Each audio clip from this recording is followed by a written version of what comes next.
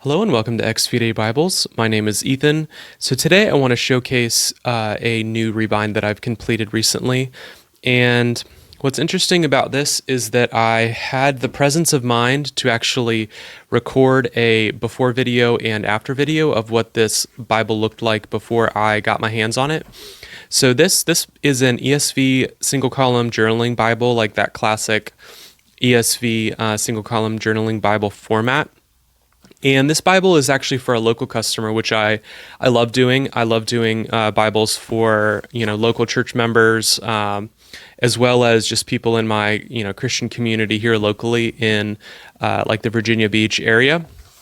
And I extend like special discounts towards people in my church and people in my like local Christian community, not only because I don't have to ship the Bible, but also I just want to really bless the people around me and love on the people that God has put directly in my community. So I do offer like significant discounts for people who are in like the Virginia Beach Tidewater area. So this Bible is for a really good friend of mine who him and I were church planters for a little while, and now he's off doing other things. He still works for a church planting organization, but him and I are buds, and he had this old ESV single column journaling Bible. I think he used it when he went to Liberty, when he was studying for his MDiv, and it, was falling apart. It was being held together with duct tape, but he wanted me to, he asked me to rebind this Bible for him, so I was happy to do that. So, like I said, it was in very bad shape. It was a hardback that had been falling apart. It was held together with duct tape, and just really needed some love. So I was happy to help him out there. So, I gave him a lot of options for, what type of leather he wanted to, what type of leather he wanted. So he saw my ESV wide margin reference in the Emerald Minerva box cowhide, and he really liked the feel of that Bible. So he ended up going with this leather, which I think just looks great. So this is the Olmo color of Badalassi Carlo Minerva box. So Minerva box, for those who don't know out there, is a really nice veg tan cowhide that has this really nice like shrunken natural grain to it. It's like really grainy, very tactile feeling, has like such a great smell to it. Like this Minerva box cowhide has that like super classic leather smell, which if you're all about like feel, if you're all about like feel and smell and appearance, a Minerva box cowhide kind of has like the entire package. So I'll go ahead and walk through some of the things that I did on this Bible. So I did like my classic spine, which is 5 raised hubs. And I did my more simplified branding down here, which I've been doing on most of my Bibles. And I did, just classic metallic gold, stamping here. So I really like the look of the metallic gold stamping in person, but something about it just doesn't photograph well, which is kind of unfortunate. It's like really hard to like really get a good, it's hard to get a really, really clear, focused picture of how clean my stamping is when the stamping is done in the metallic gold. The matte gold is just photographs a lot better. But in person, I like the look of like the metallic gold, just because of how it kind of like glows and shimmers. And metallic gold stamping is kind of something that is more specialized and kind of indicates a rebind, because many factory Bibles, even like very premium Bibles like R.L. Allen's and Schuyler's, they all use matte foil stamping on their spines. So with a rebind, doing the metallic stamping is a good option, because you very often don't get really nice, bright, shiny metallic stamping on a like a factory Bible, even like a very, very nice factory Bible. So I did a beige, I think the color, a beige stitch here. I think the color is called whiskey, and I really like how it just kind of a little bit blends in, but it's like just a hint of an accent to the Olmo cowhide. So I really like just that little bit of contrast there. So I did like more of a standard yapp on this Bible. You know, I asked him about the yapp, and he said just like, you know, keep it small. He doesn't like anything. He doesn't like anything crazy. So I ended up going with I posted a picture to this on my Instagram, and one of my rebinding friends was asking like, hey, like what yapp did you use on that Bible? I really like the look of it. And I told him, so I technically used an 11/32 yapp on this Bible. And he was like, what? Like you go down to the 30 seconds? I don't go down to the 30 seconds on my Bibles normally. But just the way I like do my math for, creating the liner and then the cover. I can actually show you if you're interested.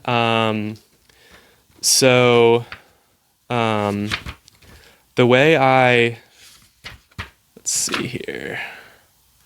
Oh, yeah. So I've done a video on how I measure for Bible rebinds, and I'm going to cover this more thoroughly when I get to it in my complete Bible rebind how to. But getting into the nitty gritty here, so I have like my height of my text block and the long measurement of my text block, which is like wrapping a tailor's tape all the way around, all the way around my text block. These two numbers here are just those numbers repeated. I have to add 3/16 of an inch for the tab, which is like the little flap of leather here that goes under, the flap of leather that goes under the end sheets. You have to add to compensate for that. So I wanted to do a really narrow yapp, and I knew that I was going to do 5/16 of an inch of fold over on this Bible.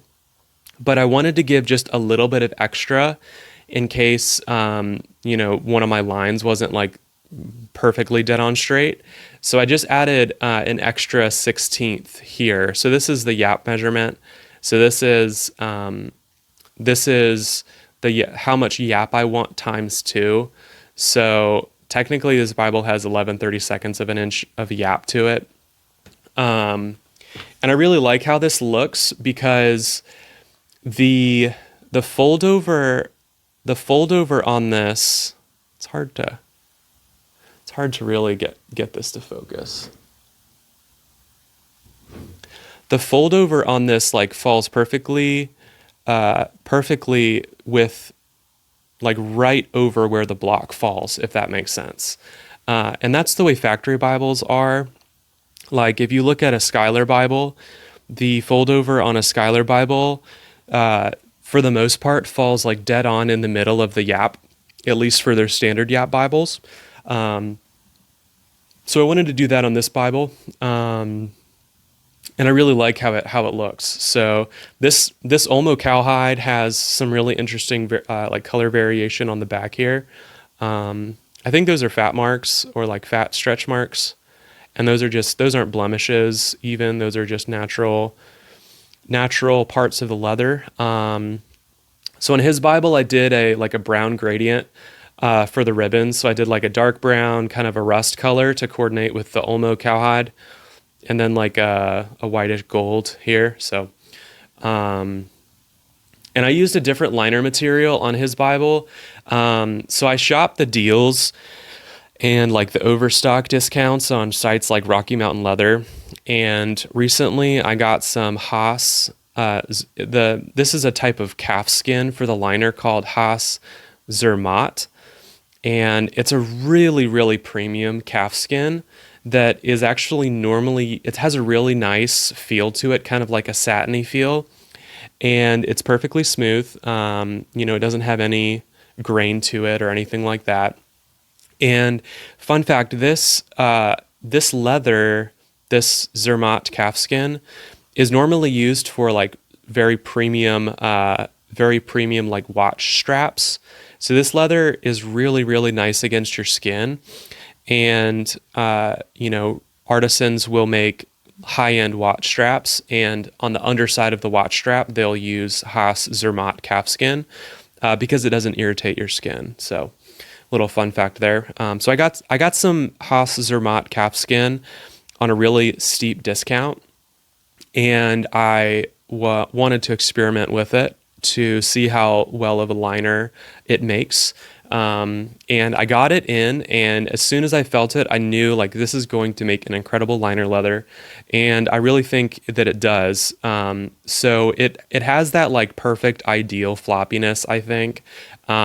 It's not gonna like stand up, stick straight up, against like with its own strength. It really does flop over nicely. So I'm definitely gonna. I got some more of this, which actually should be here. It should arrive today. And I'm gonna be putting it on. So I'm gonna be putting this leather on some non-commission projects, and the occasional commission if someone chooses like a really light colored cover leather. I wouldn't put this on like a super dark, super without mentioning it to the customer. Like I wouldn't put it on like a super dark, cover leather without mentioning it to them. So, I really like how this one turned out. It does lay flat, which is, on account of that really nice calfskin for the liner. No issues laying flat here in, Deuteronomy. Even here in Exodus, and let's see, I don't want to, show this guy's notes all over the place, but here in Genesis doesn't really have much of an issue. I did use like the cardstock, the textured cardstock for the end sheets, and I really like how that kind of coordinates with all the brown tones in this Bible. Really happy with this one. I don't remember exactly like what number of rebind this is. I've kind of stopped marking them. I've stopped marking them on the actual Bibles. I think I'm going to stop doing that. I'm not exactly sure. But I think this is like around number 60, my 60th rebind. And on this one I did like a deep red and white head and tail bands on this one. So like how that kind of coordinates with everything. And the corners on this are pretty great, I think. That one's, not the best, but this one looks pretty nice. I have always really liked Minerva box cowhide. If you're unsure what cowhide to get on your rebind, and you want to kind of see, if it's your first time ordering a rebind, or your first time ordering a rebind from me, and you want to see like, okay, XVDA Bibles, what's the best, XVDA Bibles has to offer, definitely go with Minerva box, because that's my bread and butter. And these foldovers with Minerva box just turn out so well because the leather is more flexible than like the Badalassi Carlo waxy. And I really just like how they pop. So, don't have much else to say other than that. I have continued to do my new method of,